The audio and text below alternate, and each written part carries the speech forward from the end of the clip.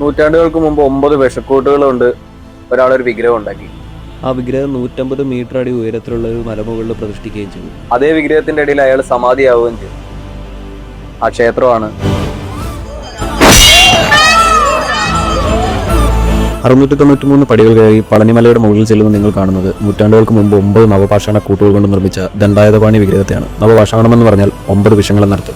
ഒരിക്കൽ അഗസ്ത്യരുടെ നിർദ്ദേശപ്രകാരം 2 മലകൾ, ശിവഗിരിയും ശക്തിഗിരിയും, ഒരു വടിയിൽ ചുമന്ന് തെക്ക് ദിശയിലേക്ക് സഞ്ചരിക്കാൻ ഇടുമ്പനോട് ആവശ്യപ്പെട്ടു. ആവശ്യപ്രകാരം ഇടുമ്പൻ പോവുകയും പളനി പ്രദേശത്തെത്തുകയും അവിടെ വിശ്രമിക്കുകയും ചെയ്തു. ശേഷം തിരികെ വന്ന മല ഉയർത്താൻ ശ്രമിച്ചപ്പോൾ മല ഉയരാതെ വരികയും അതിന് കാരണം ഒരു ബാലനാണെന്ന് മനസ്സിലാകുകയും തുടർന്ന് മുരുകനുമായി യുദ്ധം നടക്കുകയും ഇടുമ്പനെ സുബ്രഹ്മണ്യൻ വധിക്കുകയും ചെയ്തു. ശേഷം ജീവൻ തിരികെ നൽകി ഇനി മുതൽ ഇവിടെ എന്റെ ശിഷ്യനായിരിക്കാൻ കൽപ്പിച്ചു. ഇനി മുതൽ എന്നെ കാണാൻ വരുന്നവർ നീ വന്നതുപോലെ കാവടി ഏന്തി നിന്നെ ദർശിച്ച ശേഷം എന്നെ കാണുകയാണെങ്കിൽ ഞാൻ അവർ അനുഗ്രഹിക്കുമെന്നും പറഞ്ഞു. ഇതാണ് കാവടിയുടെ ചരിത്രം. ഏറെ നാൾ ആരും ശ്രദ്ധിക്കാതെ കിടന്നിരുന്ന പളനി ക്ഷേത്രം അന്നത്തെ രാജാവായിരുന്ന ചേരമാൻ പെരുമാളാണ് പിന്നീട് പുനരുദ്ധീകരിച്ചത് എന്നും ശിലാലിഖിതത്തിൽ എഴുതിയിരിക്കുന്നു.